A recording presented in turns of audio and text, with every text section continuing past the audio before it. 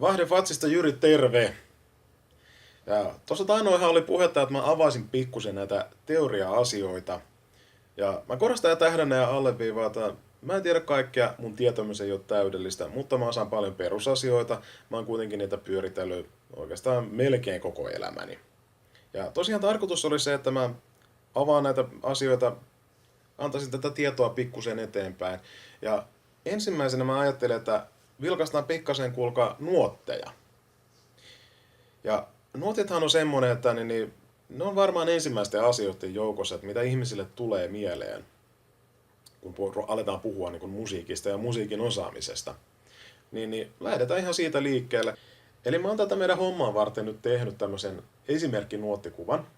Ja tarkoitus olisi se, että kun mä oon tässä aikani muutaman videon ajan mä oon puhunut tästä nuottikuvasta ja sen osista, niin te näkisitte, että mitä kaikkea tämä meille kertookaan.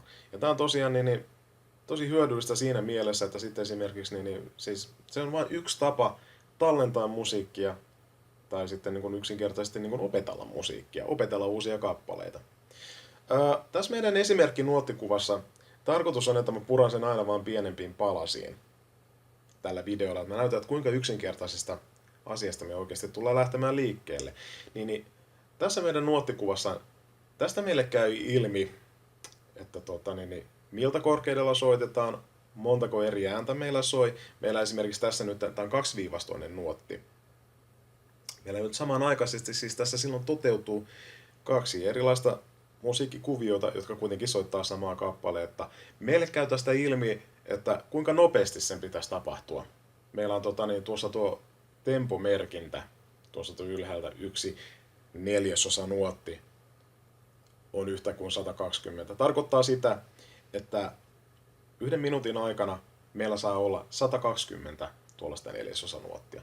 Mennään kuulkaa vähän pienempiin osiin tästä, että yksinkertaisesti me poistetaan tuosta tuo alarivi kokonaan. No, enää tarvitse ymmärtää oikeastaan noin vähän. Peruslaulukirja näyttää tältä. Sillä erolla tietysti, että laulukirjassa sitten menee noiden nuottien alla, jokainen näistä palleroista siis on nuotti, jos ette ole vielä sitä tajunneet. Jokaisen palleron alla menee laulun sanoista yksi tabu. Ja no, mennään nyt vielä yksinkertaisesti. Me poistettiin nyt tästä meidän tempomerkintä, eli nyt ei ole määritelty enää sitäkään, että kuinka nopeasti tämä pitäisi toteutua. Eli me voidaan itse päättää se referenssi, että millä vauhdilla tämä etenee. Voidaan vaikka päättää sille, että meidän tempo, sitä ei välttämättä tarvitse edes merkitä, mutta jos kaikki laskee tälleen 1, 2, 3, 4, 1, 2, 3, 4, ja me päätetään, että aina yksi tommonen isku, mikä tuossa on, niin se on tuollainen 1/4 nuotti. No siinä on meidän tempo. Se riittää, kunhan kaikki menee yhdessä samaan paikkaan, aina samaan iskuun. Se on yksi tärkeimpiä asioita. No yksinkertaisesti vielä, meillä on nyt tässä vielä näkyvillä noita sävelkorkeuksia, että jos me poistetaan tosiaan ne, niin sitten meidän kuviosta, sitä tulee tämän näköinen. Ja mennään nyt sitten oikeastaan vielä tästä yksinkertaisempaan asiaan. No mennään kohta. Niin kuin mä sanoin tuossa äskettäin, että voidaan laskea, että 1, 2, 3, 4. No mistä mä tiedän, kun mä katson tämmöistä nuottikuvaa, että mun täytyy laskea just 4, että miksi mä lasken vaikkapa 6 tai miksi mä lasken 12 tai 25. No, tää meidän nuottikuva tässä kertoo, että mun pitää laskea 4. Mun täytyy laskea aina yhteen tuollaiseen tahtiin. Tahdit on tuommoisten pystyviivojen välissä, tuommoiset pystyviivat, jotka ei ole mitään nuotteja. Tosiaan mun täytyy tuommoisen tahdin sisään laskea aina 4 kertaa tuommoinen 1/4 nuotti. Ja mä tiedän sen tuosta edessä olevasta tahtilajimerkinnästä. Tuo ylempi numero, tuo 4, se tarkoittaa, että mä lasken 4. Ja mulla on siis 4 iskua yhdessä tahdissa ja yhden tuollaisen iskun pituus on 1/4 nuotti, ja sitä tarkoittaa tuo alempi numero, eli 4/4. No mennään sitten vielä yksinkertaisempiin osasiin. Me puhuttiin jo tästä 1/4 nuotista, no sehän on sitten tämän näköinen. Kauhean yksinkertainen.